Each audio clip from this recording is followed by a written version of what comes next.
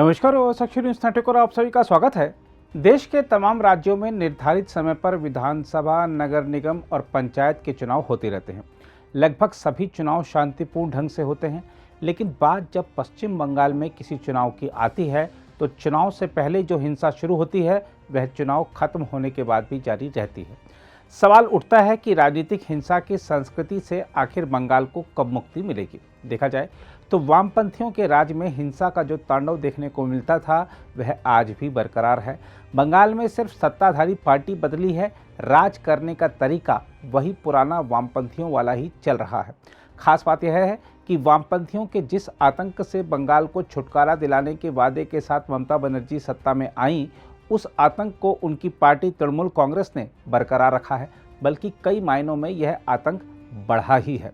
पश्चिम बंगाल में हिंसा, कटमनी, अराजकता, भ्रष्टाचार और परिवारवाद आदि की वजह से जनता को मुश्किलों का सामना करना पड़ रहा है। इस सब के बीच इन दिनों राज्य में पंचायत चुनाव की प्रक्रिया चल रही है।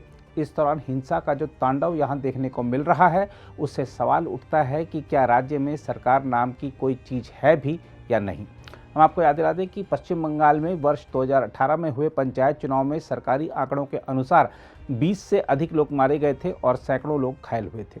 इस बार भी 8 जुलाई को प्रस्तावित पंचायत चुनाव की पृष्ठभूमि में हुए संघर्षों में कई लोगों के मारे जाने की सूचना मिली है, जिनमें से कुछ लोग नामांकन दाखिल करने के अंतिम दिन 15 जून को मारे गए, जिसके कारण कलकत्ता उच्च न्यायालय ने राज्य भर में केंद्रीय बलों की तैनाती का आदेश दिया था। लेकिन राज्य सरकार इस आदेश के खिलाफ सुप्रीम कोर्ट पहुंच गई, जहां उसे मुंह की खानी पड़ी। सुप्रीम कोर्ट ने ममता सरकार की याचिका खारिज करने के साथ ही उससे साफ साफ कह दिया कि चुनाव कराना हिंसा का लाइसेंस नहीं हो सकता। सुप्रीम कोर्ट ने कहा, अगर लोग जाकर अपना नामांकन पत्र दाखिल नहीं कर पा रहे हैं या जिन लोगों ने अपना नामांकन पत्र दाखिल किया है उन्हें अंततः खत्म कर दिया गया है या समूह संघर्ष हो रहे हैं, तो फिर स्वतंत्र और निष्पक्ष चुनाव कहाँ रहा।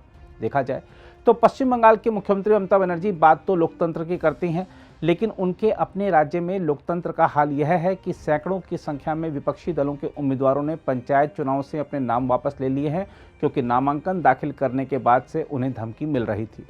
पिछले पंचायत चुनाव में भी कमोबेश ऐसे ही हाल थे। जब उम्मीदवारों को नामांकन दाखिल करने के लिए पहुंचने ही नहीं दिया जा रहा था, तब व्हाट्सएप के जरिए नामांकन दाखिल करने की भी सुविधा दी गई थी।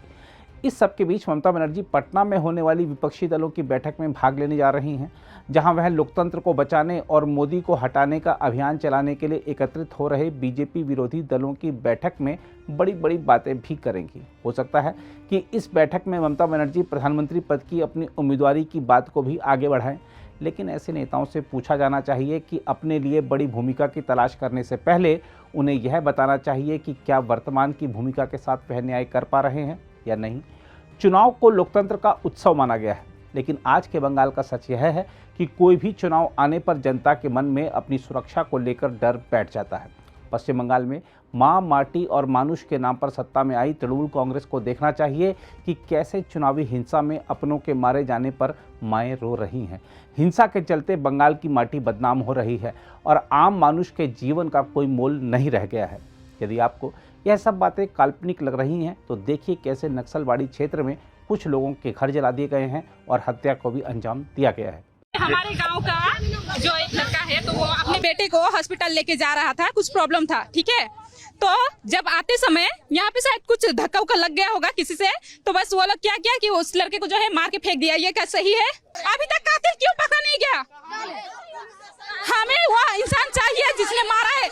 यहाँ पर एक आदमी का मर्डर हो गया है, अपना उसके 4 साल के बच्चा के सामने। ये मेरी बस्ती का गांव का लोग मिल के किया है। ये होटल का मालिक भी था, यहाँ से आदमी को पकड़ के ले गया, गांव के बीच में मर्डर किया है उसके बच्चा के 4 साल के बच्चा के सामने। तो हम लोग को इंसाफ चाहिए। तो ये जो जिनका मर्डर हुआ है वो क्या करते थे? वो पेशे से ड्राइवर था। क्यों मर्डर किया कुछ पता? वही सबको तो हम बोलने नहीं सके क्यों मर्डर किया। अच्छा, तो इसके प्रतिवाद में आप लोग क्या किए? उसके प्रतिवाद में हम लोग यहाँ पर हड़ताल कर रहे हैं कि पूरे गांव को यहाँ से हटाइए, नहीं तो हम लोग को बहुत असुविधा है बाद में। ये तो एक बार भी नहीं हुआ है, 4 बार हुआ है। देखिए आज लास्ट में बच्चा के सामने मर्डर हुआ है। बंगाल में हो रही राजनीतिक हिंसा के मुद्दे पर राज्य में मुख्य विपक्षी बीजेपी ने तृणमूल कांग्रेस को आड़े हाथ लिया है। बंगाल में चुनाव आते ही लोग टेंशन में आ जाते हैं कि पता नहीं क्या हो जाएगा। विशेष करके लोकल बॉडी चुनाव में, म्यूनसिपैलिटी कॉरपोरेशन, पंचायत में सबसे ज़्यादा हिंसा होता है, रिकॉर्ड भी है। लेकिन वो हिंसा को बंद करने का, रोकने का नाम मात्र नहीं है, क्योंकि यहाँ की जो पार्टी सत्ता में है, जिनको शांतिपूर्वक चुनाव करने की जिम्मेदारी है, वही हिंसा करते हैं।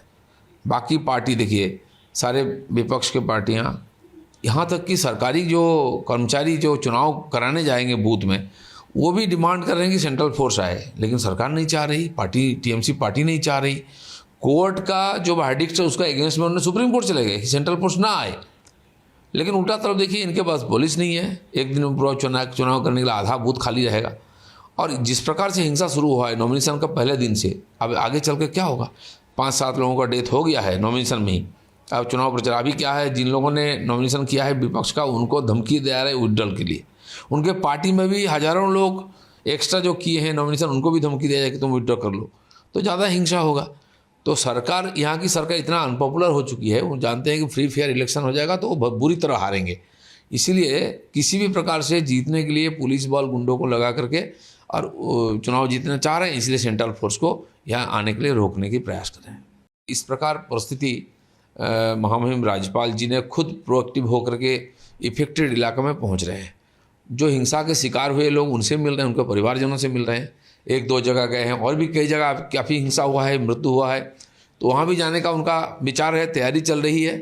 तो मुझे अच्छा लग रहा है कि और दूसरा तरफ देखा जाए, जनता इतना परेशान है और डरे हुए हैं, वो बेसहारा समझ रहे हैं अपने को। किसके पास जाए? जो सरकार का पास जाएंगे, सरकारी खुद प्रताड़ना कर रही है। इसलिए गवर्नर का जो हेल्पलाइन नंबर है, कम से कम वहाँ लोग शिकायत कर सकते हैं। कोई तो सुनेगा उनकी बात को, सुनने के लिए कोई तैयार नहीं, बार बार अदालत जाना पड़ रहा है। तो गवर्नर साहब को इसलिए धन्यवाद है कि वो खुद जो शांति रूम बना रहे हैं, नंबर दिए हैं लोगों को संपर्क करने के लिए, कुछ तो निराकरण होगा। कम से कम कितना गड़बड़ हो रहा है, लोग तो कंप्लेन करने का एक मौका मिला लोगों को, एक रिकॉर्ड भी होगा कितने जगह से कंप्लेन आ रहा है। यही तो चिंता की बात है। ऑलरेडी हाईकोर्ट ये जो जजमेंट दी है कि सेंट्रल फोर्स लगाना है, नहीं तो फ्री और फेयर इलेक्शन नहीं हो पाएगा, और एक प्रकार जजमेंट है। लेकिन सारे लोग खुश हैं कि चलो, विशेष करके जनता जो चुनाव में अपने प्रतिनिधि को चुनेगा, वो अगर बूथ तक नहीं पहुंच पाएगा तो कैसे चुनाव होगा? तो उनके लिए चुनाव है, वो डरे हुए हैं। और लेकिन सरकार नहीं चाह रही कि सेंट्रल फोर्स आ जाए, फ्री फेयर इलेक्शन हो। तो सरकार अगर नहीं चाहेगा फ्री फेयर इलेक्शन शांतिपूर्वक, तो कैसे संभव है? यही चिंता की बात है। टीएमसी कितना हताश, निराश हो गया है। अब राजनीतिक रूप से, नैतिक रूप से वो लोग लड़ने की हिम्मत छोड़ चुके हैं।